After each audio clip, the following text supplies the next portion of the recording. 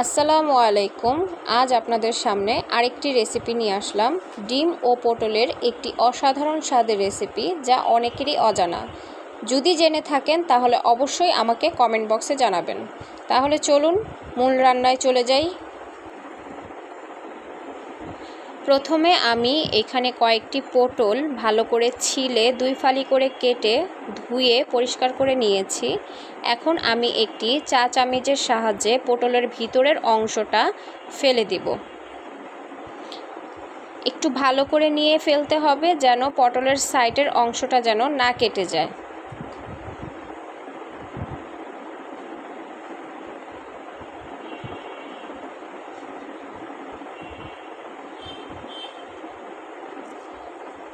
এখন আমি এই পটলগুলোতে প্রত্যেকটা পটলে যেন মশলাগুলো লাগে ওইভাবে আমি এক এক করে অল্প একটু হলুদ গুঁড়ো, অল্প একটু মরিচের গুঁড়ো,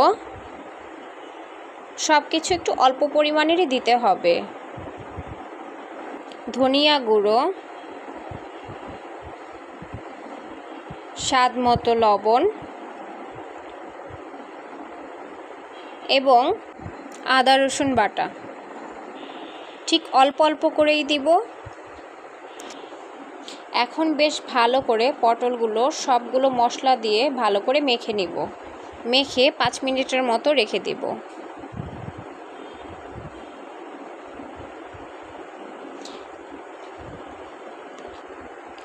এখন একটি বাটিতে পেঁয়াজ কুচি, কাঁচামরিচ কুচি, স্বাদ মতো লবণ এবং একটি ডিম দিয়ে ভালো করে বিট করতে হবে। আমরা যেরকম ডিম ভাজার জন্য ডিমটা তৈরি করে থাকি।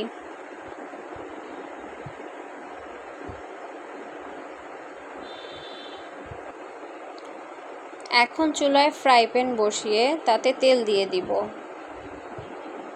তেলটা গরম হয়ে গেলে ম্যারিনেট করা পটলগুলো এক এক করে দিয়ে দিব।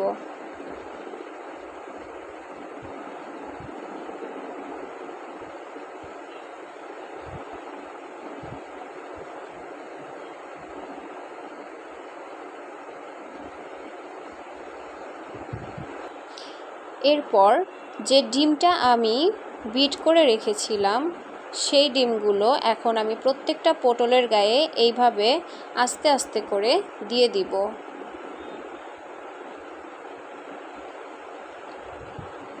পটলের গায়ে ডিম দেওয়ার সময় ফ্রাই প্যানেও ডিম পড়ে যেতে পারে, তাতে কোনো সমস্যা নেই।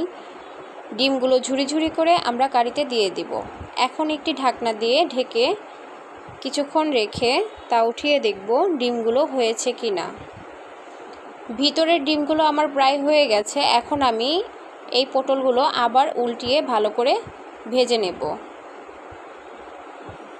একটু সাবধানে ভাজতে হবে যেন পুড়ে না যায়।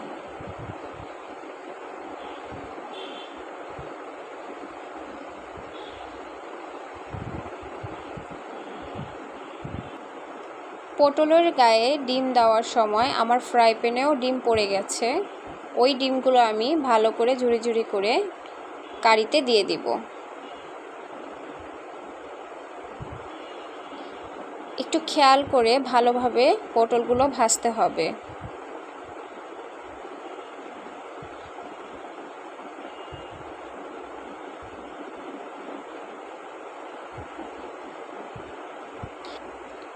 আমি এখন ফ্রাই প্যানে অবশিষ্ট যে ডিমগুলো ছিল সেগুলো ঝুরি করে নিয়েছি। এখন আবার উল্টিয়ে দেখব ভালোভাবে ভাজা হয়েছে কিনা। আমার ভাজা হয়ে গেছে। এখন আরেকটি কড়াই নিয়ে তাতে কিছুটা তেল দিয়ে,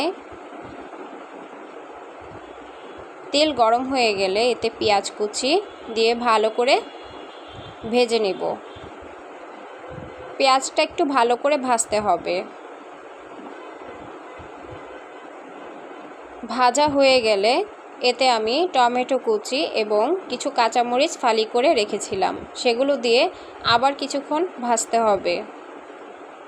এখন এতে স্বাদ মতো লবণ, আধা চা চামচের থেকেও অল্প পরিমাণের আদা রসুন বাটা, এখানে আমি একটা পেস্ট করেছি জিরা, কাঁচামরিচ, পেঁয়াজ, গরম মশলা, এগুলো ভালো করে পাটায় পিষে আমি পেস্ট করে নিয়েছি।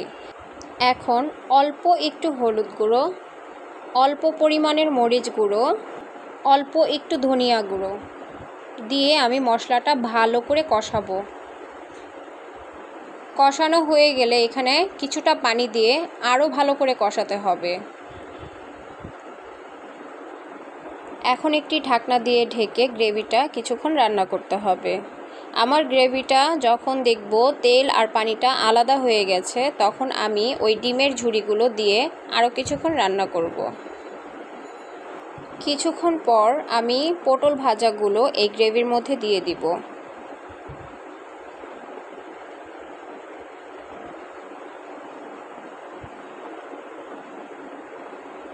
পটলগুলো দিয়ে পটলের এই পিঠ ওই পিঠ ভালো করে ঘুরিয়ে ঘুরিয়ে একটু সময় নিয়ে রান্না করতে হবে।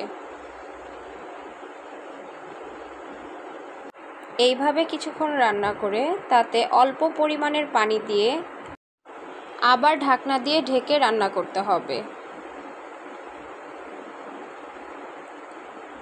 এখন আমার পটলের রেসিপিটা একদম তৈরি। আপনারাও বাসায় এভাবে একবার রান্না করে খেয়ে দেখবেন কেমন হয়েছে। ভালো লাগলো কি খারাপ লাগলো সেটা আমাকে অবশ্যই কমেন্ট বক্সে জানাবেন। আজ এই পর্যন্তই। সবাই ভালো থাকবেন, সুস্থ থাকবেন এবং বেশি বেশি করে পানি খাবেন। আল্লাহ হাফেজ।